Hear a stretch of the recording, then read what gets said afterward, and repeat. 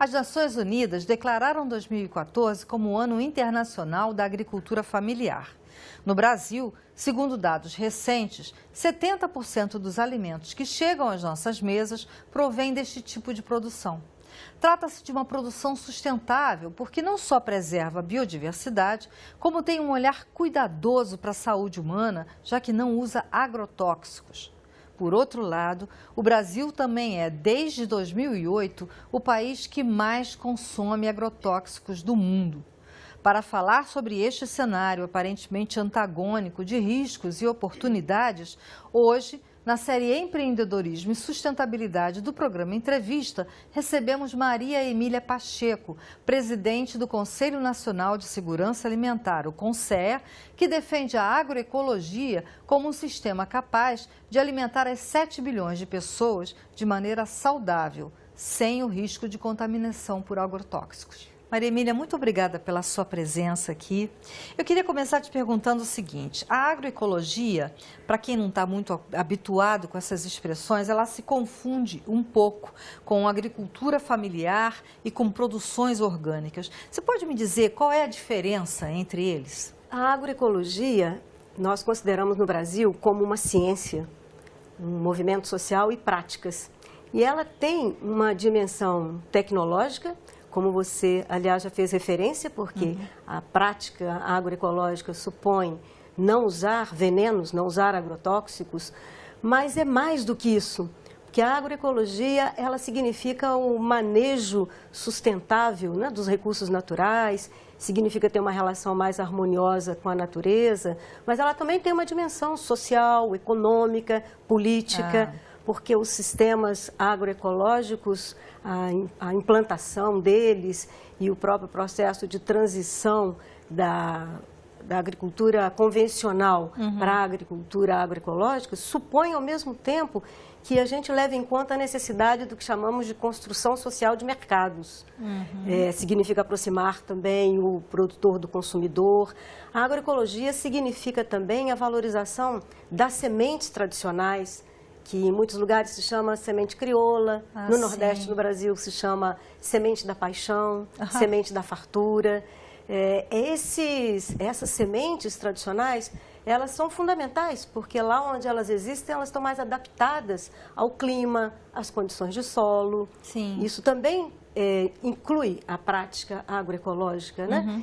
E também quero dizer que os sistemas agroecológicos significam uma complexidade muito grande da interação dentro de um agroecossistema, como nós chamamos, das várias combinações. Por exemplo, em muitos lugares no Brasil se combina a pesca, a coleta com a agricultura, e dentro da própria agricultura há vários espaços, por isso que é um sistema. Tem o entorno da casa, quintal, sítio, como é chamado em alguns lugares, tem a área da lavoura. Essa é a complexidade de um sistema agroecológico, porque a palavra diversidade é a palavra-chave desse sistema, sob todos os seus aspectos. Diversidade de semente, diversidade de ambientes, diversidade de práticas, né? E enquanto o orgânico, um sistema orgânico, significa, sim, não ter agrotóxico, mas você pode ter uma produção orgânica de um único produto. Aí vira monocultura. Aí vira uma monocultura. Então, o princípio da diversidade não se aplica dentro da produção orgânica como dentro dos sistemas agroecológicos. Essa é uma diferença essencial. E, por último, você pergunta, e a agricultura familiar? Bom, a agricultura familiar é o sujeito dessa história. Então, é quem pratica a agroecologia, ou quem está buscando o que eu chamei de uma transição para a agroecologia, porque quer sair, está convencido, por razões de impacto na saúde, no meio ambiente, está saindo da produção convencional para uma produção agroecológica.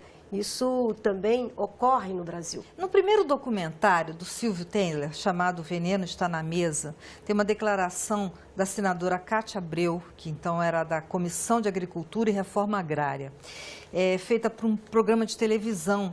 Ela defende, na declaração dela, o uso de defensivos agrícolas como, segundo ela, a única chance de os brasileiros pobres comprarem comida barata.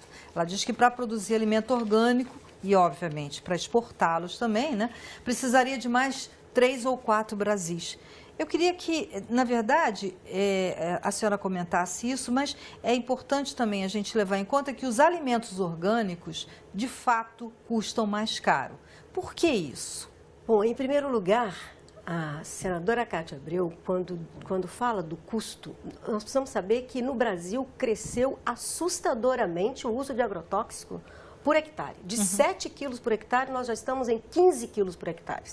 E o aumento do uso de agrotóxico está intimamente associado à expansão das monoculturas, que tomam cada vez mais espaço no país. A monocultura da soja, do milho, do algodão, cresceram assustadoramente no país. Então, essa é a agricultura baseada, é a agricultura convencional, como nós dizemos, né? Sim. Que vem da chamada Revolução Verde, que pregou isso. O que era uso preciso... de insumos químicos, de maquinário pesado.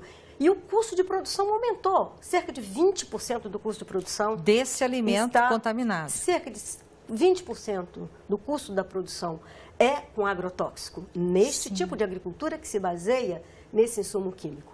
Depois queria também fazer uma correção. Nós não usamos a terminologia defensivos agrícolas, ou remédio, como muitos falam, para as plantas. Na verdade, nós estamos falando de veneno, de agrotóxicos, e que tem um impacto na saúde humana gravíssimo e também no meio ambiente. Então, é muito importante que a sociedade, que todas as pessoas que estão preocupadas e querem ter sua parcela de participação na defesa de uma alimentação adequada e saudável, precisam ter cuidado com as próprias palavras, né? E depois, o preço dos produtos agroecológicos ou do produto orgânico. Né? É que no Brasil nós não temos políticas suficientes ainda que garantam que nós tenhamos uma alimentação adequada e de qualidade para o conjunto da população. Também entendemos, e no Conselho temos defendido, que é preciso uma política de abastecimento. Uma política de abastecimento que contemple um poder de regulação também do Estado em relação ao preço dos alimentos.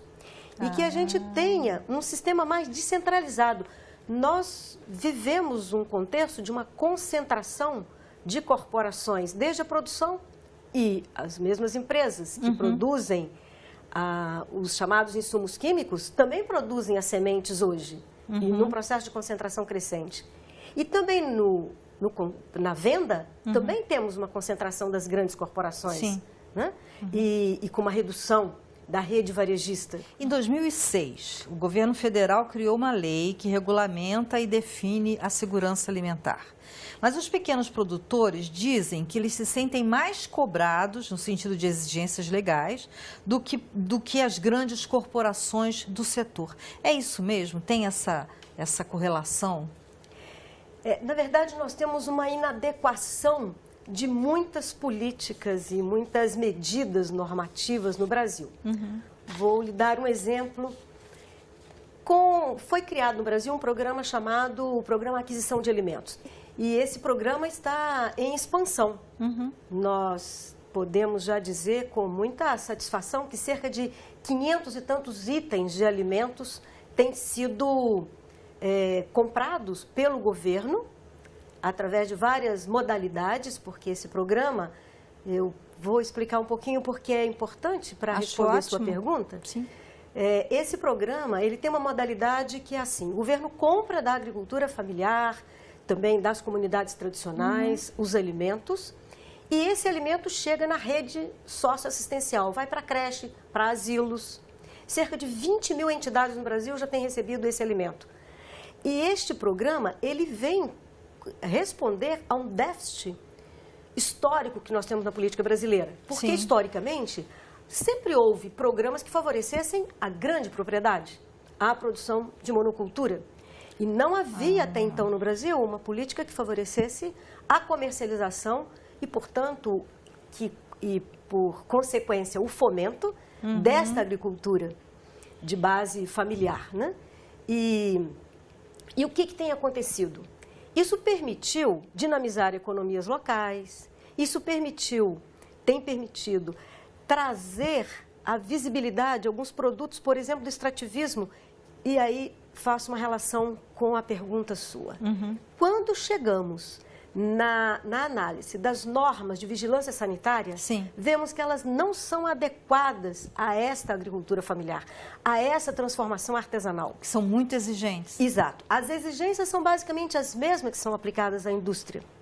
E é preciso, nós queremos salvaguardar, evidentemente, como eu disse, a qualidade do alimento, Claro, né, que seja saudável, claro. mas é preciso adequar essas normas. E tivemos uma boa notícia no ano passado com uma primeira adequação da legislação por parte da Anvisa, porque há um limite para a comercialização da polpa dessas frutas, que são tão importantes para substituir os refrigerantes. A revitalização dessa economia, a possibilidade da utilização, da transformação desses frutos nativos nos vários biomas, e são inúmeros no Brasil e variados, né?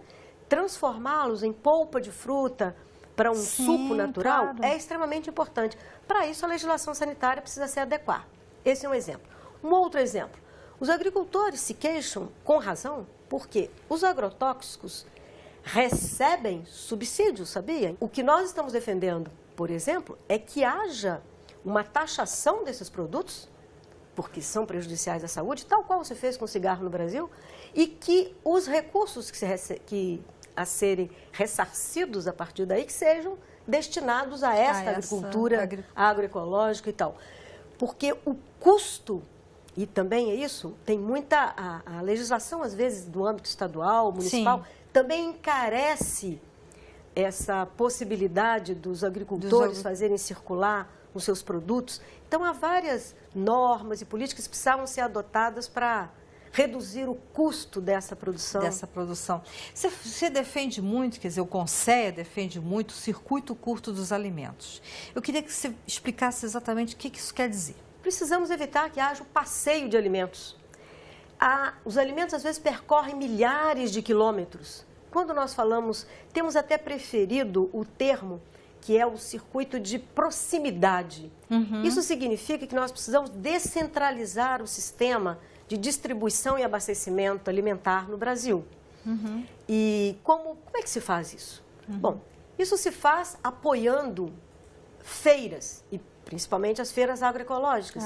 Isso se faz apoiando sistemas de rede da economia solidária, e existem muitos no Brasil. Significa garantir que o pequeno varejo consiga sua sobrevivência, que não seja tragado pelos grandes monopólios. Ou significa valorizar experiências como temos no Brasil da rede Ecovida, em que tem um sistema de caminhões que saem percorrendo municípios do estado e vão fazendo a troca de produtos, saem do Rio Grande do Sul com a maçã e vão até o Vale da Ribeira, em São Paulo, por isso que nós chamamos circuito de proximidade. Sim. E vão levando e trocando produtos que vão compondo feira, trocas, etc. São iniciativas da própria sociedade e que precisam ser compreendidas e transformadas, né, em política pública. Então, com isso nós vamos reduzir gasto de energia. Sim. Nós vamos fazer uma aproximação maior. Combustível também. De combustível, isso. Vamos permitir uma maior aproximação entre quem produz, entre quem consome. E vamos também assegurar uma maior diversificação dos alimentos, em respeito, inclusive, ao tempo de safra dos vários produtos. Obrigada a você, Maria Emília. Ficamos por aqui. Obrigada a você de casa e até a próxima.